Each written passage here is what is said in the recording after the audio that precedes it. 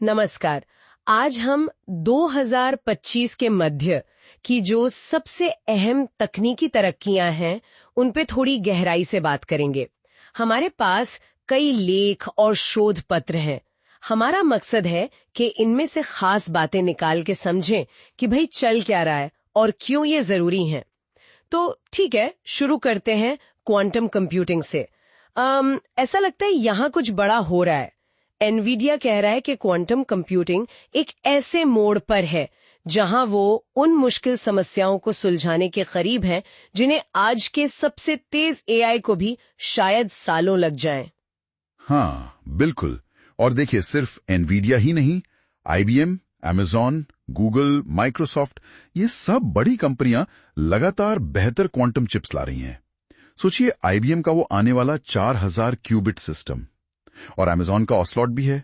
और हाँ, सरकारें भी इसमें काफी निवेश कर रही हैं। अच्छा, और यहाँ एक और दिलचस्प बात मुझे दिखी कि शोधकर्ता फोटोनिक मतलब प्रकाश आधारित घटकों को सिलिकॉन चिप्स पर फिट कर रहे हैं।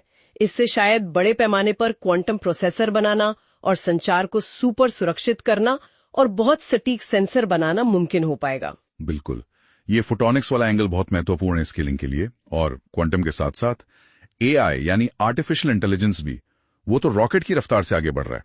डीप माइंड का तो ये अनुमान ही कि अगले 5 से 10 साल में शायद आर्टिफिशियल जनरल इंटेलिजेंस मतलब एजीआई आ सकती है। एजीआई मतलब ऐसी एआई जो खुद से वैज्ञानिक खोज कर सके। हाँ बिल्कुल, जरा सोचिए इसके क्या मायने होंगे। ये बहुत बड़ा बदलाव ला सकता है। कमाल है। और एआई तो शायद पहले से ही विज्ञान में एक तरह से साथी बन रहा है, जैसे गूगल का वो एआई को साइंटिस्ट। हाँ, वो शोधकर्ताओं को नई परिकल्पना बनाने मतलब हाइपोथेसिस बनाने और एक्सपेरिमेंट्स डिजाइन करने में मदद कर रहा है। और एंथ्रोपिक का क्लॉड 3.7 सोनेट जैसे मॉडल भी हैं जो बहुत तेज जवाब देने के साथ साथ गहरी समझ भी रखते हैं। उद्योगों और विज्ञान के लिए काफी काम के हैं ये। अच्छा, और सेहत के क्षेत्र में क्या चल रहा है? अरे वहां भी गजब की तरक्की हो रही है। सेल थेरेपी जैसे कार-टी। हाँ, सुना है इसके बारे में। ये वो है ना जिसमें मरीज की अपनी इम्यून सेल्स को कैंसर से लड़ने के लिए तैयार करते हैं। वही, मेलानोमा जैसे खतरनाक कैंसर के इलाज में ये काफी कारगर साबित हो रही हैं। और क्रिस्पर जीन एडिटिंग, जेनेटिक कैंची। हाँ, वो जेनेटिक कैंची, वो न सिर्फ वंशानुगत बीमारियों के इलाज की उम्मीद जगा रही है, बल्कि कैंसर पर हमला करने वाली इम्यून सेल्स बनाने में भी क्रांति ला रही है। और ये ब्रेन कंप्यूटर इंटरफेस बीसीआई, इसकी बात कहाँ तक पहुंची है? मैंने सुना था टेस्ला की न्यूरोलिंक। हाँ, न्यूरोलिंक ने 3 मरीजों में चिप्स सफलतापूर्वक लगाए हैं और वो ट्रायल्स को और बढ़ाने की सोच रहे हैं। मतलब दिमाग और मशीन के बीच सीधा कनेक्शन। बिल्कुल, और मेटा भी इस पर काम कर रहा है, मतलब विचारों के जरिए टाइप करने की तकनीक पर। ये तो बिल्कुल साइंस फिक्शन जैसा लगता है तो।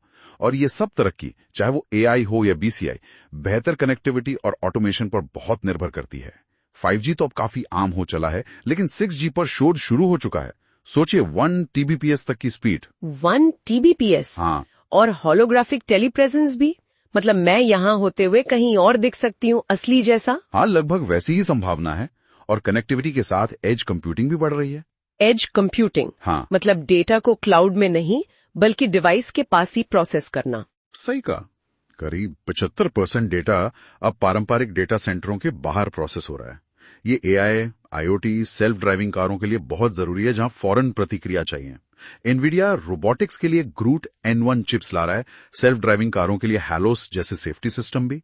और CES 2025 में तो पूरी तरह अपने आप चलने वाली खेती की मशीनें भी दिखाई गईं। खेती की मशीनें भी, वाह। हाँ, और इन बड़े क्षेत्रों के अलावा भी नवाचार हो रहे हैं, जैसे सॉलिड स्टेट बैटरी, जो ज्यादा सुरक्षित है और तेजी से चार्ज होती हैं। बिल्कुल, और ग्रीन हाइड्रोजन पर काम चल रहा है, भारी उद्योगों को कार्बन मुक्त करने के लिए।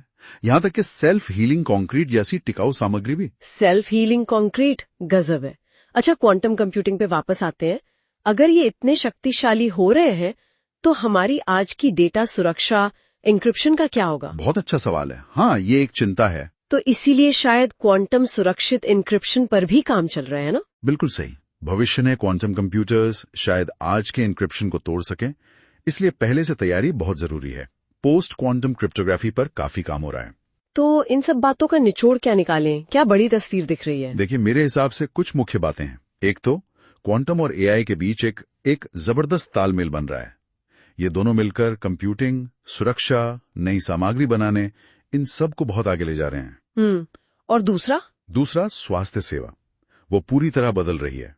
व्यक्तिगत इलाज मतलब पर्सनलाइज्ड मेडिसिन और दिमाग मशीन का जुड़ाव, इससे बिल्कुल नई संभावनाएं खुल रही हैं। और तीसरा, हमारे आसपास का जो ढांचा है, इंफ्रास्ट्रक्चर, वो भी बदल रहा है।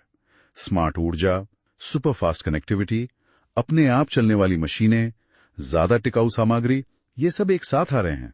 लेकिन इन सब के साथ नैतिकता और सुरक्षा के सवाल भी तो जुड़े होंगे। बिल्कुल, ये बहुत अहम है।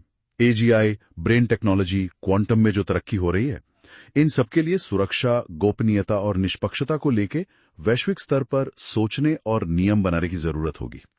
तकनीक जितनी शक्तिशाली होती जाती है, हमारी जिम्मेदारी उतनी ही बढ़ जाती है। ये बात तो है।